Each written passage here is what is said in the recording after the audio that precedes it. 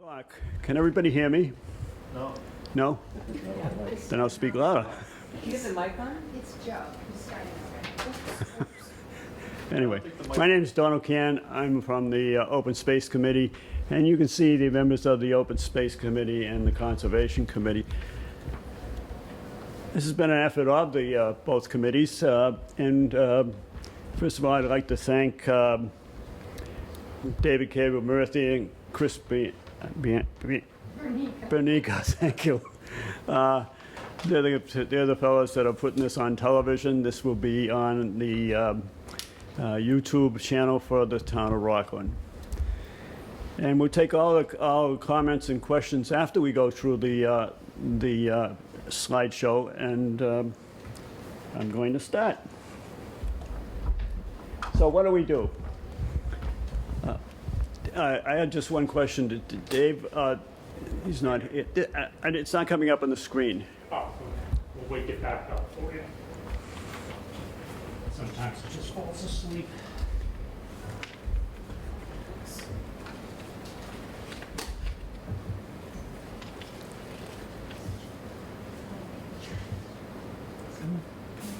Okay, that's going to save my neck. So, Open Space Committee, the goals. I'm going to just go through the things. You can read the rest of it. The acquire open space and conservation land. Number 2, to protect and preserve Rockland's natural resources. Provide open space for the space resources which meet and the passive recreation needs of Rockland's youth and adults. Maintain conservation lands, increase public awareness of open space and conservation issues. I'm going to summarize what we do. We look to establish an open space program in the town of Rockland, which is something like this. We want to establish a ribbon of green around town.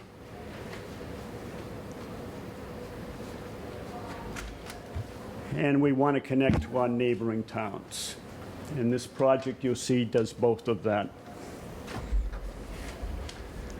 And the Conservation Commission, I'm not going to read this, you can see it.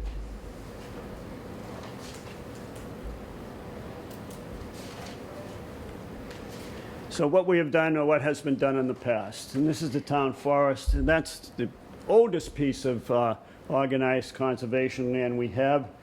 Was a donation. In 1984, it was a donation of about 20 acres. And the man who has been organizing this town forest is sitting right here, George Anderson.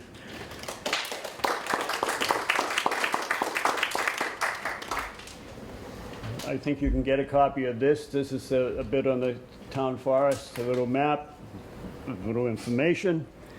So, 20 acres in 1984, and in 2021 we have 40 acres. We gained all this land from donations, tax title, and if you see the work that's been done here, it's all been done by volunteers. A very loyal, skilled group of volunteers. It goes all the way to Spruce Street now, 40 acres. And it connects. You see the last image on the side, the image to the right? That's essentially across the street, and that's the trailhead to trails in the base. One trail leads to the 2 ponds, all in Rockland. The other trail leads to 1 pond, which is in Abington. So now we connect to our neighboring town in the base, and Mike Bromberg of the Open Space Committee has been fostering with the developers, with the Tri-Town organization, and with the professionals in the base to guide these and establish these trails. The rail trail. The rail trail came out of our master plan in 1999, and it was a big project of the open space. In 1999, there were tracks, and not too far before that, there was actually trains running. There was a warehouse in West Hanover, and every once in a while, a freight train went by. In the 1950s, they actually had commuter trains on the tracks. They were single gasoline cars that took people to North Abington and then into Boston from the regular train. The T wanted to sell it, but the T wanted to go through some land in Hingham that used to be government land. The government, that is the National Park Service, made a deal that the T could go through the Hingham land if they gave an equal piece of land. They gave the West Hanover branch to the DCR. DCR didn't want it and didn't do anything. The town of Rockland took charge, got rid of the tracks, the ties, and made it so that people could walk on it. The town of Abington came in, they did the same, and we think that Hanover is going to do the same soon. Cleanups. We've organized cleanups since the trail opened. This is an example of Home Depot going to one of our cleanups, our annual cleanups. Home Depot has been very loyal to the cleanups. They provide manpower, bags, gloves, water, a truck every year, year after year. We haven't done it in the pandemic years. However, the Girl Scouts, Boy Scouts organization have organized their own cleanups, another volunteer. And this cleanup has expanded. Reimagine Rockland has expanded it to other places in town. The golf course. The golf course was going to be divided and developed. A 55 and older project was going to be built there. But the golf course had a similar tax situation as the farm 61B, which governed recreational land, gave them a special tax rate. When they gave up the golf course, they had to pay some back taxes, and the first refusal had to go to the town. The town was hooked up with the organization, the Trust for Public Land. The Trust for Public Land helped us put a conservation restriction on the golf course. We got another grant. We got $500,000 to do this. We suffered through a lawsuit for 3 years, but nevertheless, the trust kept the land for about 12 years, leased it out, and then sold it to Sterling Golf Management. They own it now. They can play golf there or grow trees. The town of Rockland has the conservation restriction, and we should see the golf course as a golf course for a long time. So projects we're working on, the McCarthy Farm. We've applied for a grant. It's $400,000. It's 36 acres, 36.3 acres. And as I'll show you in slides that are coming up, it really fits into this idea of the ribbon of green and connecting. Okay, you can see where it's placed on the in Rockland. It's placed in the northwest corner of town on Beach Street. It's opposite the recycling station. Some of us grew up to know it as the dump opposite. And it borders with Hanson, and it's one parcel away from, one conservation parcel away from the town of Whitman. And I just want you to look at the map, and maybe I'll use the stick a little bit and point out, you know, my shadow, I think, is going to be on this. Okay, so here's our parcel, right here. It's a funny looking parcel because they took house lots, it's 1, 2 here, 3, 4, out of the original farm. And all of this surrounding land is the farm. It borders, this is, as you see, conservation land in Rockland at the Whitman line. This is private open space in Hanson, and it goes down here, it has frontage. It probably won't be developed because this, on this area of this land is part of the great Beach Hill Swamp, and it's very wet. And plus, at about here, there's a utility line going across this. We got an endorsement from the town of Hanson for our project. And in Hanson, by the way, the Bay Circuit Trail goes, which is a circle right around Boston to North Shore to South Shore. As I said earlier, conservation land here. This is privately owned. This is privately owned here. It appears that somebody had an idea of making a subdivision with a road, but once this line is established as conservation land, if they develop this in Rockland, I don't know how Rockland would be able to service any houses in here because they would have to go all the way around from there. This is open space that Whitman owns, but you see most of it is in Rockland. And it attaches to the McCarthy farm here. There's open space here. There's open space with the subdivision here. It's a Plan U unit development, and it has an obligation for open space. It's called the Standpipe condominiums. And all of these pieces are undeveloped. So the Amber Necklace would go up to Summer Street.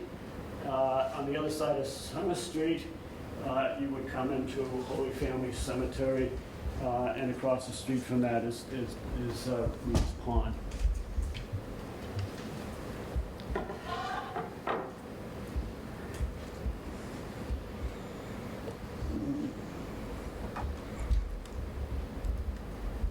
And on the other side, you can see across the street where the landfill is, see all the green you see over there, that's, a lot of that is open space. The dump is the gray area where it was a dump and it's filled. Here, this lot is part of it, it's all wet. All of this wetland up here is part of the open space in Millbrook and French's Crossing. And to continue that ribbon and connection, it goes into Hanover open space on this line. So the McCarthy farm is really a cornerstone of this ribbon. There's an aerial view of the parcel. And you can see that gray area over there is the dump, filled and has solar panels on it. And you can see all the open space here. The wetland from Beach Hill Swamp comes down and goes around here. But it has a variety of topographical things that are to advantage. Over here, where Whitman line is, it's Rye Hill, and the second summit, or second highest point of Rye Hill, is right on the line. It's right about here, so it has high space here, uplands in this direction, wetlands in this direction, has a pond and a couple of streams. It's mostly glacial till. However, in glacial till there's a lot of clay, and we know that there was a clay pit and brick manufacturing there. We don't know exactly, but all the deeds right into the 20th century call it the brickyard, land known as the brickyard. There's lots of fragments of brick. The pond, that little pond that's there, is spring-fed. And we know there's some good agricultural soils in the vicinity as well. The farm products, they had what they called beefers, which were cattle, sheep, pigs, chickens, and eggs. And a horticultural business. My house has been decorated in the past with sunflowers that came from the McCarthy farm.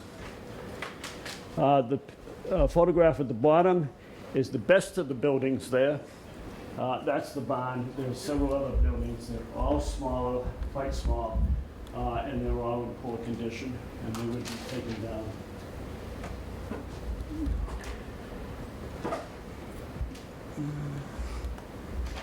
Okay, I'm going to let Doug Lapp talk about financing it and any questions if we finish about the political part of acquiring this land.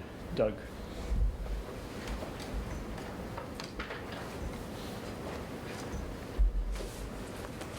Thanks, Don.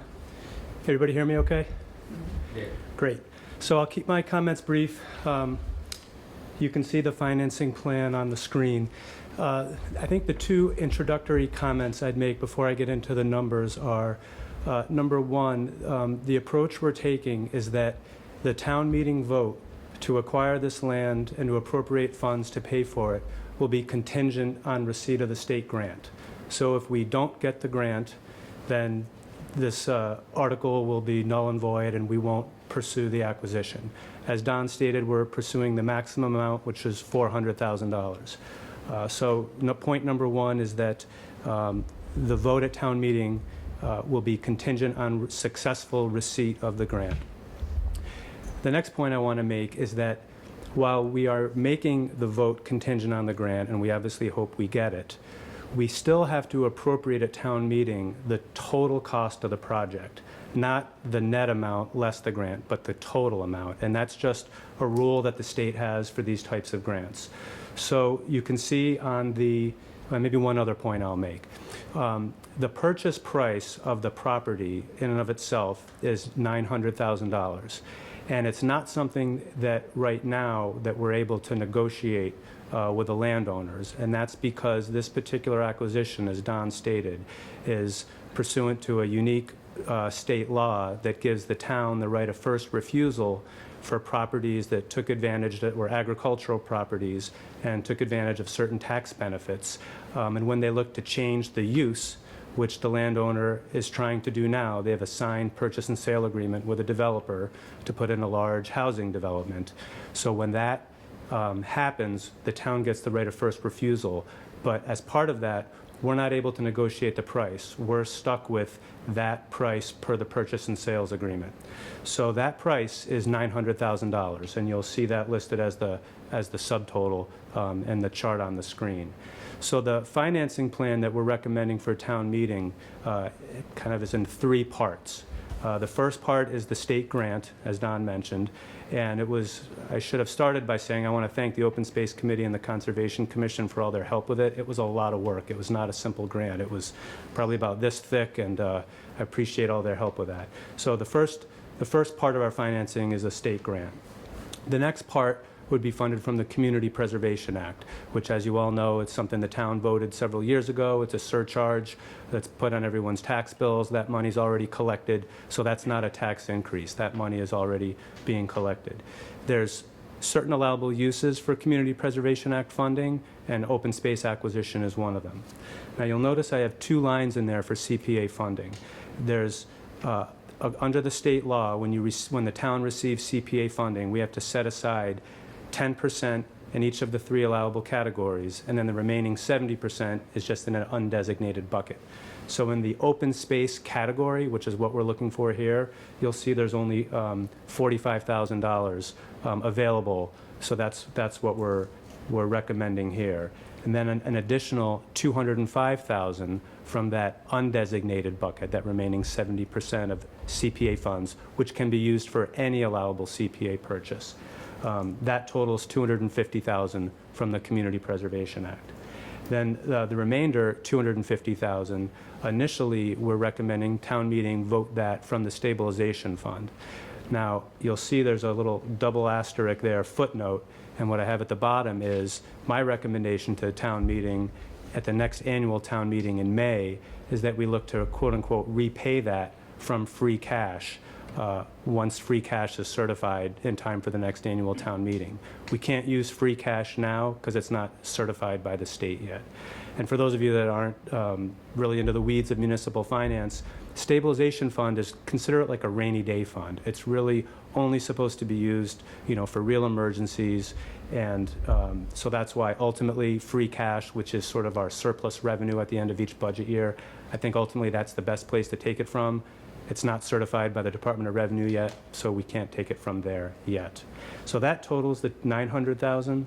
Then you'll notice there's an additional 30,000 down below, which we're adding on as a contingency for a variety of additional costs we could incur: legal fees, title certifications, surveys, site work, etc.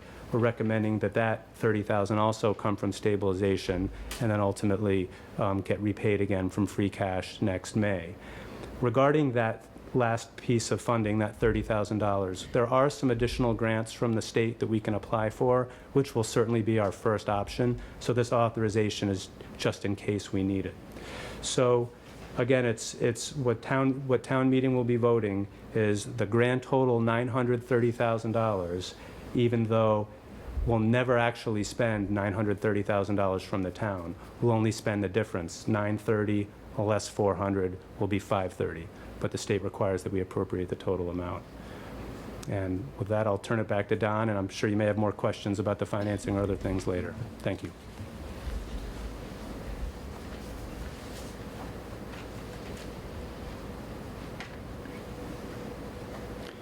And by the way, for the historical stuff, I want to thank Molly Schnabel and Pam Ryan and Mary Ann Englander. They did a wonderful research of the things of the past.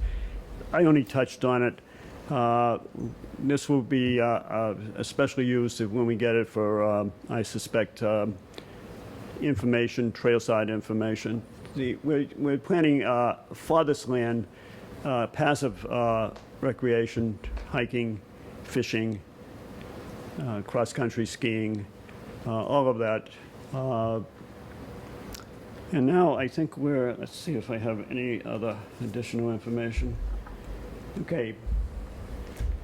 Yeah, I don't have to say this. September 13th is the big day for this. That's our special town meeting. We hope you vote in favor of it. And if you have any comments or questions, now's the time. I would ask you to use this mic, and if and the reason why is this is being televised. This will be on YouTube, as I said, and that will put it on YouTube. Okay. I have a question, I think. Yes. Oh, would you just identify yourself if you ask a question? Joe Reese, 116 Hudson Road. Could you point out where the access of the town will be? Because a lot of people have been asking that question. Let me go back.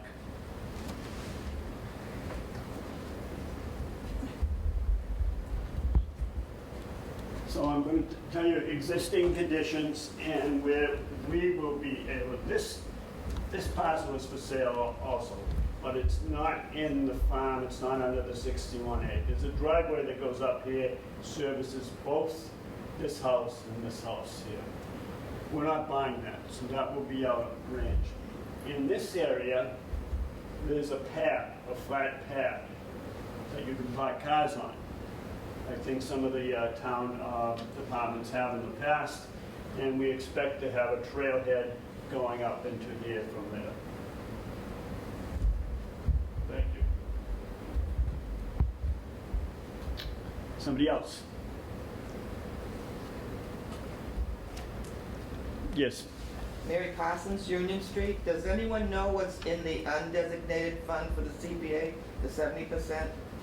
Anyone know how much money is in that?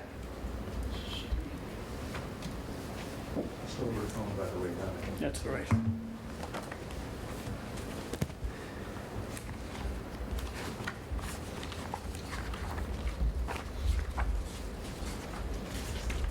So I want to stress, that's a good question, Mary. I want to stress that right now it's an estimated number. The town accountant is continually updating that based on projected revenues.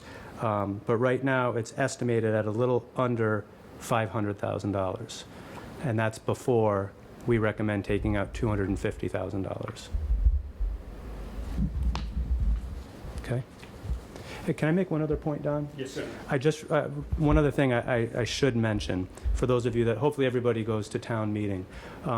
Another thing in the grant from the state is that they're very particular and specific about how the warrant article has to be worded. In fact, our land use council had to go back and forth with the state attorneys to make sure that they approve it, because if our town meeting warrant article doesn't exactly match what they want, then we're ineligible for the grant. So you'll notice that the article will look a little bit different than articles you may have seen in the past. It's a lot longer, and it's just got a lot more complicated language in it. And in particular, the slide that we showed earlier that lays out the exact numbers from each different funding source, you'll notice that that's not printed that way in the warrant article. And again, that's because of the requirement from the state. So for this particular article, when it comes time to vote on Article 4, when it comes time to vote for Article 4, you'll hear that someone will read a motion that will move that article, and that motion will be very specific about the dollar amounts from each funding source as I just laid out. So I just want to make sure you understand that. So if you look at the warrant and you say, oh, I don't see 205,000 from here or 250 from there, that's because that will be read in the motion. And also at town meeting, I'll do a more detailed PowerPoint, that will be very specific. But I just wanted to mention that now because I forgot. Thanks. I don't see any hands. Yes. Jim Paul, Webster Street. Along with Joe's question, would there be a parking area at the trailhead for a number Yeah, of cars? that will be a parking area. And we'd have to figure out how many cars we can get in there, but it's possibly a 4 at this point. Okay, thanks. Yes. Pamela Ryan, 30 George Street. So my question is there only going to be one in this system of trails that's the idea? Is it just going to be one way in, or will there be access from the There'll be, towns? it's really too early to figure out all the trail plan, but Of course. eventually the trail plan will go end, down, and our neighbors, across the adjacent land, up into the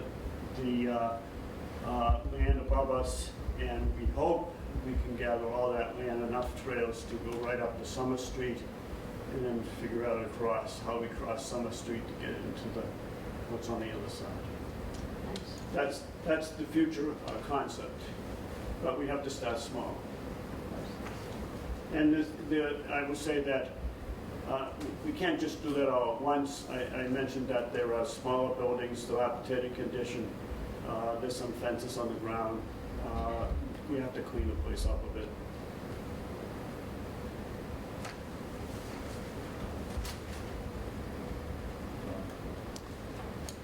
Anybody else, please?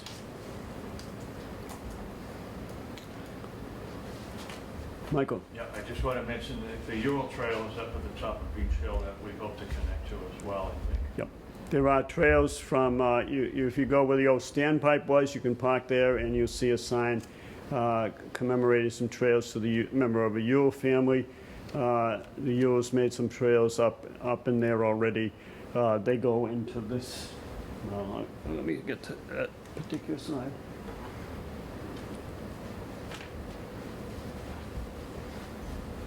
They go actually into this area here. And you see other right next to us, that's open space and going right up into that area too. So it's almost like a valley here. It goes all the way up to Summer Street.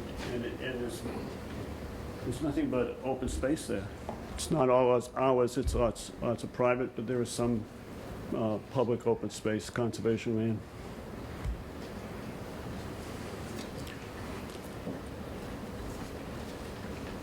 Just thought of something else. Two things I'd like to also highlight. One is the date that the town received the official notice of our right of first refusal was August 4th.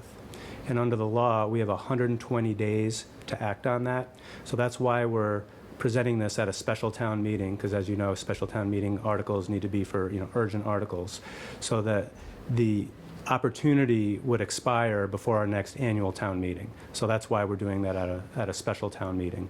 And then the second point I also wanted to mention is that as part of the grant application process, we're required to get 2 independent professional appraisals.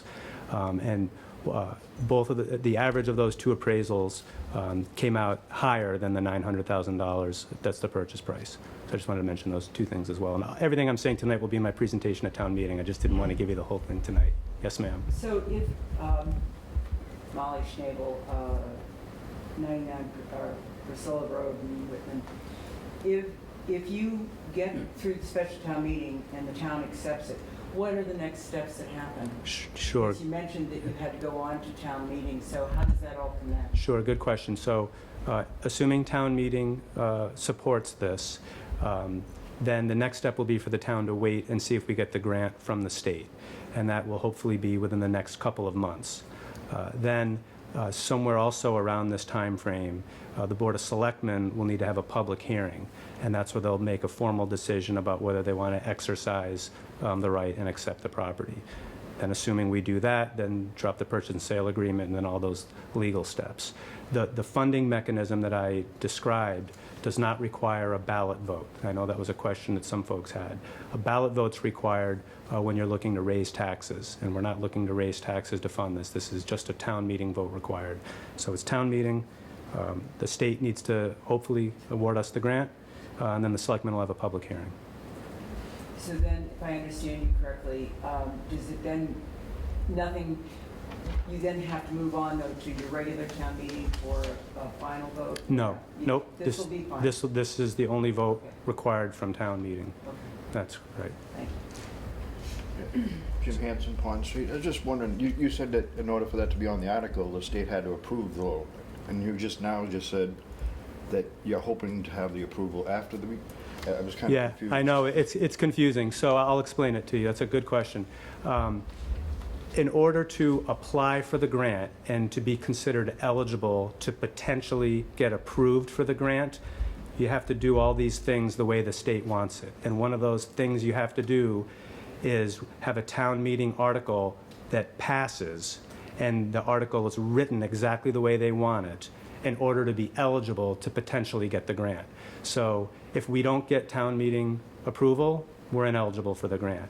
If our article was written in a way that the state didn't approve, we'd be ineligible for the grant. So having it written the way they want it and having it approved just makes us eligible to get the grant. Does that answer the question? So Chuck. do you see the 120-day window being tight for this grant approval, or do you think it's enough time? No, I think for the state grant, no, they're aware of the time frame, and we should get notice of the award of the state in time to meet the 120 days, if that's what you're asking. I'd just like to say, the members of the committee feel, I don't want to hex this either by saying this, we feel optimistic we're going to get the grant. The question was to the state official who came here. They said there's very few people applying for grants this round. I think she liked the thing that, just me picking up the psychology of it. So I'm optimistic. I think we're pretty optimistic on this. By the way, Jen Constable, Doug,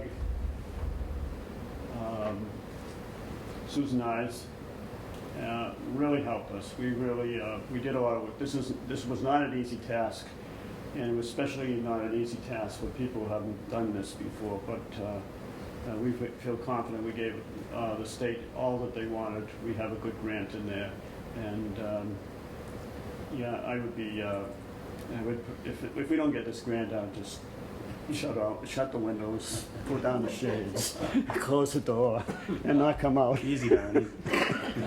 So I'm pretty I optimistic. think Joe had a question. Go ahead. Joe Reese, can you explain to the taxpayers that there's no definite tax increase for this project to go through, except for the CPA funds and our regular taxes? Yeah, no. Extra overrides or anything Yep, no, else? that's a good point, Joe. Yeah, all tax increases have to go to the ballot. Ballot meaning an election, and that's not what we're doing here. The The Community Preservation Act surcharge was previously voted by voters, so that's already in effect. Everybody's already paying that. We're collecting those funds. And stabilization funds, that money is already in the bank, so to speak. So the short answer is you're right, and there's no tax increase associated with this. And we'll make sure that we make that very clear at town meeting. There's no tax increase associated with this purchase, the way that we're proposing to finance it. Yes, sir. Steve O'Donnell, 71 Winding Way. Doug, you had mentioned earlier that 2 appraisals were done. You said they came in higher than the purchase price? So one appraisal came in higher, a little over $1 million, and one came in a little under 900,000. So the average of the two was about 961,000, which is in excess of the $900,000 price that we're looking at. This is a follow-up. We anticipate the landowner to accept those terms, or they bound by law to accept those terms based on those appraisals? So they're bound to accept our offer of their purchase and sale price that they have executed with a third party right now. And that's what that offer was? Correct. That $900,000 is straight from the PNS that they've already executed with a developer. So that's why we can't negotiate with it, and they can't renege on it, because that's already agreed to. Thank you. Good questions. Mary? Any chance of getting a nonprofit like Wildlands Trust or Trust for Public Land already owns the Rockland Golf Course, but is there any possibility of getting someone like that in case that grant doesn't come through, that they would do the whole 900,000? Yeah, I mean, I'll defer to Don and Mike, because they deal with those organizations more than me, but I think that's a stretch. When we put conservation restrictions in place, we need third parties like those groups to hold them and manage it, and they need a fee just to be able to manage those tasks. So I don't believe they have that kind of funding available, but I'll defer to Don and Mike if they have. No, we've actually transferred right at first refusal to Trust for Public Land for the Rockland Golf Course. No, I They paid all understand. the bills. That's true, but they had money. The Audubons, the Trust for Public Lands, they don't have money. In fact, they were just in a fundraising thing to acquire a small field in Hanover, and they didn't have any money to buy it. They raised it by private funds. So I think they would be in a worse situation than us if they 100% of this would Well, the golf ask them. course costs 3 times as much as this, so That- maybe that- Wildlands that- Trust might be That's interested. right, but the land, they saw, their motto is to buy land to preserve it, the Trust for Public Land. Keep it for a while and then sell it. Okay, they had a good deal with a golf course because it was a business, so somebody on the other end was willing to buy. I think they paid $6 million for the thing, and they had about 12 years of operating it with an income from their operators. So it's a different model. Believe me, I wish there was an angel out there to do this, but we did talk to Scott, and he said we're not going to likely get an angel. Okay, yes. Yeah, how you doing? I think it's great you guys are conserving land for the town, but I just wanted to know, as a kid, I grew up in town, my name is Johnny Young, and I remember as a kid, my dad took me up there and showed me where the bricks were being made up there, and it's quite a piece of property. It's great, somebody's gonna see if they can buy it. But I was wondering, I know it was all wetland around there, you said there's an access to it, so if we buy it, get granted by the state or whatever to buy it, we're sure we can get to it.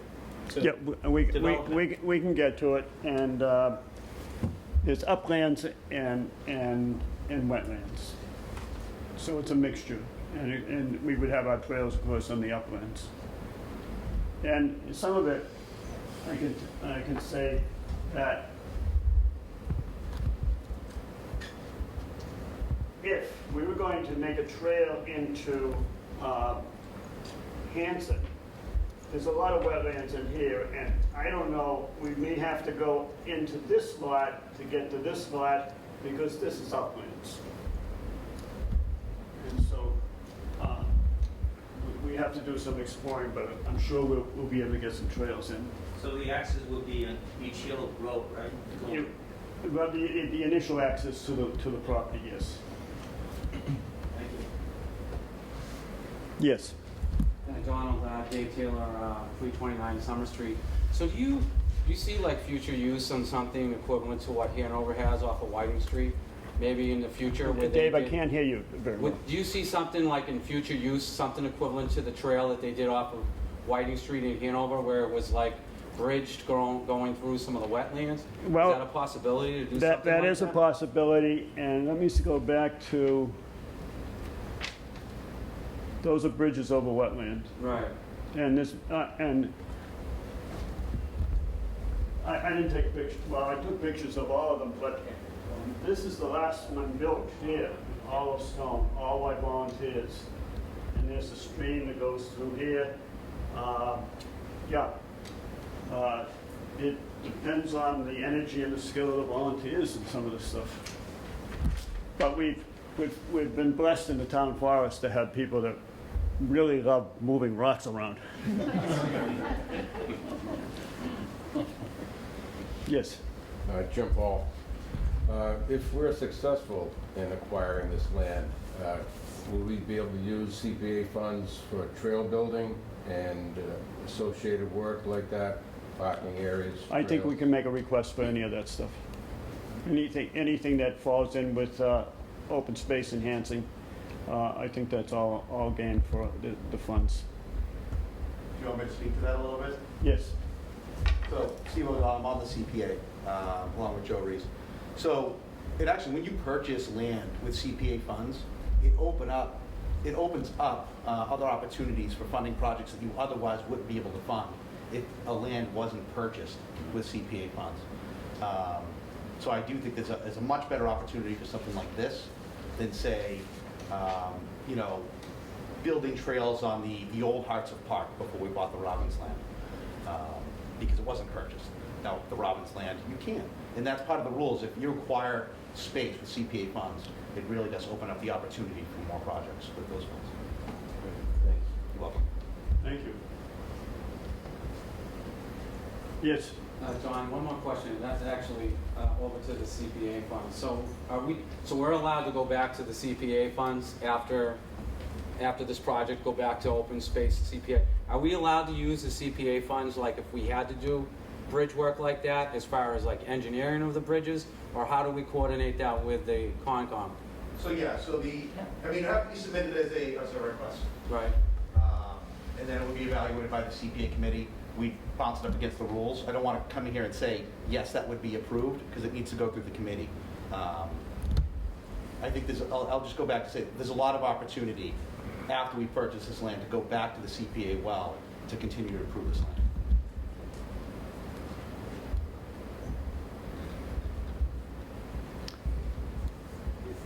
Anything more? Anything more? If not, I really urge you to come to the town meeting, to vote this article. We have one bite on this land, and that's it. We don't get a second bite. And I don't think anybody will regret the vote for this land. So thanks for coming. See you at town meeting. Thank you.